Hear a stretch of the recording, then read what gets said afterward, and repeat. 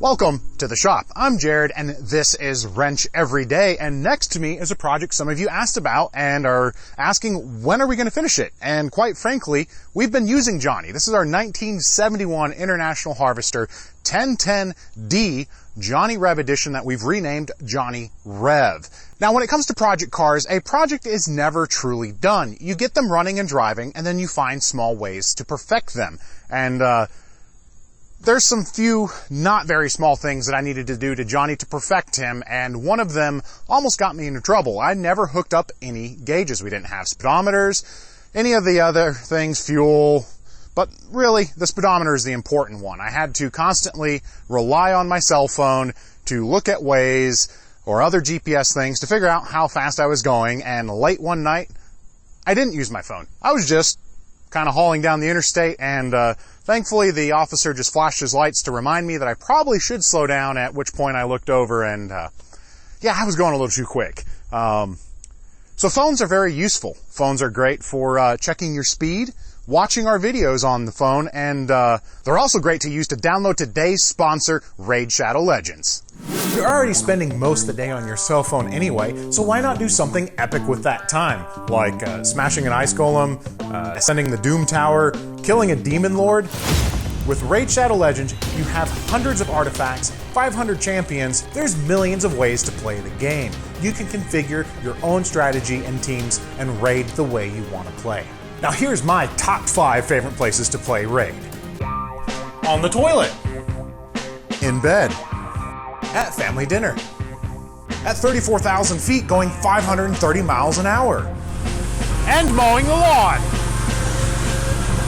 Some of my favorite things to do in Raid are summoning champions at the tavern and seeing which one you get from the crystals. And once you've summoned all those champions, farming the campaign quests are some of the fastest way to grind XP and level. You get lots of silver and some artifacts all at the same time. And this month, Raid just released a ton of amazing new clan features and improvements. There are brand new quests for you and your clan members to work on together, new benefits for every clan member just for being in a clan, and even brand new clan shop that gives you access to some incredibly powerful items. I like playing with other people, so I love all this new content for me and my clan to explore. If you want to get a huge head start in Raid, all you need to do is click the link in my description below or scan the QR code, and you'll get an epic hero, Conroe, who is amazing in the Doom Tower. You'll get 200,000 silver, 1 XP boost, 1 energy refill, and 1 ancient shard so you can summon an awesome champion as soon as you get in the game.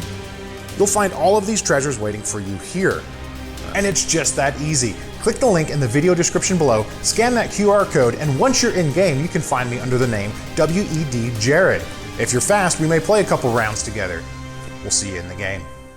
So obviously we're not doing this work here in the beautiful park in Hall County. We need to go to Site D, Editor Dwayne's house. And the reason we're not doing all of our intro there is his neighbor's getting a new roof and it is incredibly noisy and you couldn't hear hardly anything. So we're gonna jump to his house where we're going to go over the parts we're installing to get all of our gauges working and be a little bit safer and a lot less questionable. And now that we are back in the garage here at Site D, let's go over the parts we're installing to get our gauges working. First, we need oil pressure. Well, you don't need, but you really should know the oil pressure that your engine makes. ICT Billet has this really nice adapter that goes onto the temperature housing where we will then be able to mount an original replacement International Harvester oil pressure sending unit. The reason we're using the International is we're using international gauges, so we need to adapt them into the LS. Next up, GlowShift has an adapter that converts from the port on the cylinder head, the one that doesn't have a coolant temperature sending unit, to the correct thread pitch. That once again, this is what you call NOS, new old stock. This thing has been on the shelf for a very long time, and this is an international coolant temperature sending unit. Next in line is a Dakota digital to mechanical speedometer conversion. So again, the big motivator for finally getting gauges working on Johnny is the almost run-in we had with the police officer, because, you know, I don't always pay attention to the speed because I don't have a way to. So this is going to set up and take our electrical signal from the LS engine computer and run it via a motor and run our speedometer. So I'm excited to actually get that back and working because that is a practical thing. And installing these things, oh, well, turns out Johnny had a little gas leak. With these low-mounted fuel tanks on Internationals or really any old truck, when you fill them up, it's fairly likely that they're going to burp a little gas. But when we go to install these parts, you would think you would do it from the top. But again, Johnny being Johnny, I'm going to have to jack the truck up and go through the fender well and mount our coolant temperature there. We'll show you the oil. And the other gauge we're going to get working is our gas gauge. I'm going to have to connect a couple wires. The sending unit lives underneath there, but we're going to get those mounted. So hopefully by the end of this episode, we are going to have coolant temperature, oil pressure, gas level, and a speedometer, you know, things that are normal.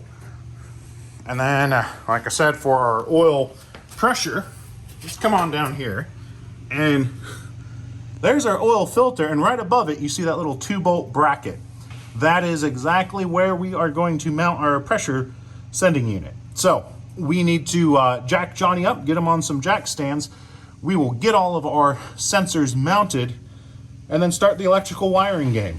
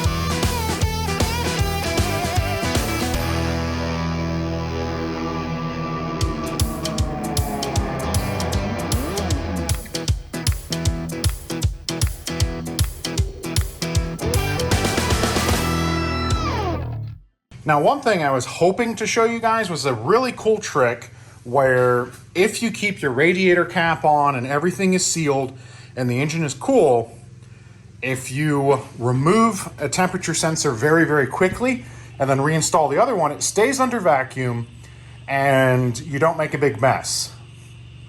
I'm assuming probably because of a hydraulic pressure, how high the radiator is from the engine.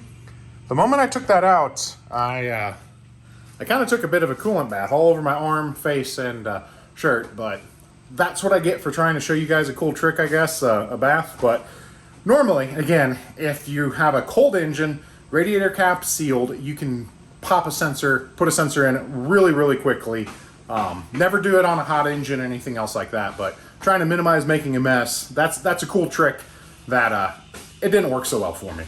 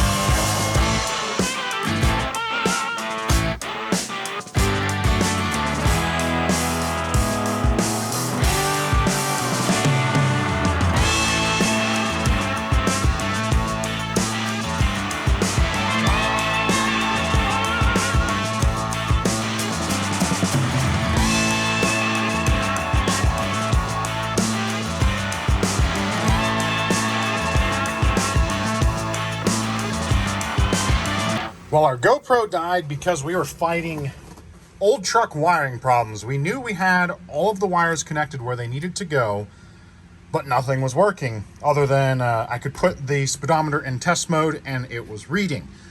Nothing from any of our gauges. So I fought and fought and fought, and then remembered we're friends with the kind of international wizard of Georgia. Gave Randy a call, and he told me on the back of these gauges there's little nuts. They're like stamped steel nuts.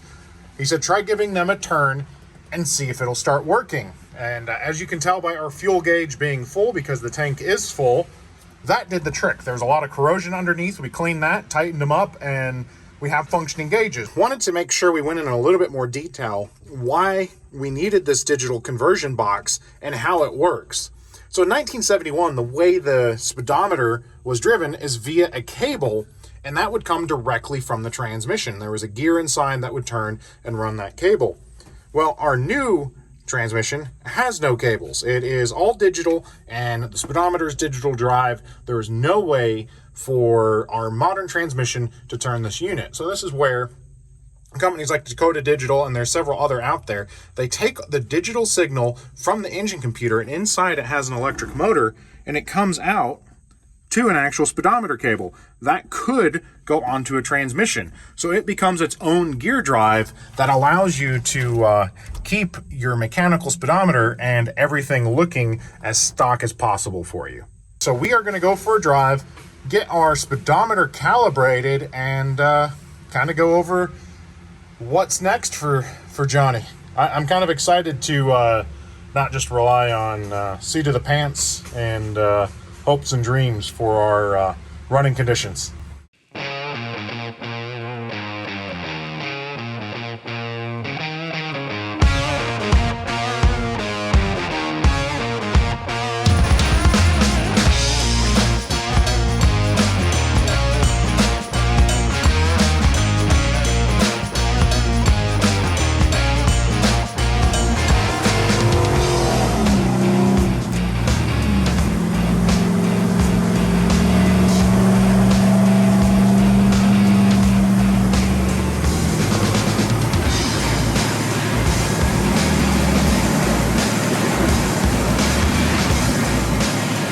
So, for the first time that I've ever owned the truck, all the gauges work. We have speedometer calibrated correctly, so we'll have no more accidental police run-ins. We have oil pressure, we have coolant temperature, and we have fuel. We don't have the charging meter because the way the factory systems are on the LS, it wouldn't make sense to integrate that. So everything's working beautifully. The Dakota Digital is actually a really nice product. Every once in a while, because I'm using the OBD2 port, because I didn't have the pin to run the speed sensor, it'll do a quick signal drop, so you see it kind of flutter down and back. But we have gauges, so we're no longer flying blind.